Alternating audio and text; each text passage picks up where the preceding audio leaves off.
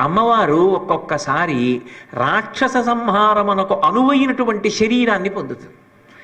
అరుణాసురుడు అని ఒక రాక్షసుడు బయలుదేరాడు శ్రీశైలంలో. అరుణాసుర సంహారం చేయవలసి వచ్చింది. తుమ్మెద చేతిలో మరణిస్తానన్నాడు. అందుకని ఆమె భ్రమరాంబిక అయింది. భ్రమరాంబిక అయి ఆమె భ్రమర స్వరూపాన్ని పొంది వెనక తన యొక్క ఆ గణాలన్నింటినీ కూడా తుమ్మెదల యొక్క దండుగా మార్చింది.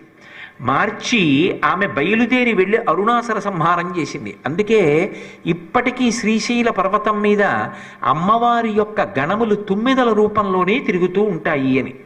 శ్రీశైలంలో అమ్మవారి మూర్తి వెనక ఎప్పుడూ ఎన్నో తుమ్మెదలు తిరుగుతూ ఉండేవిటి. ఆ తుమ్మెదలు వెళ్ళిపోవడానికి కారణాన్ని నేను సభాముఖంగా ప్రస్తావన చెయ్యను.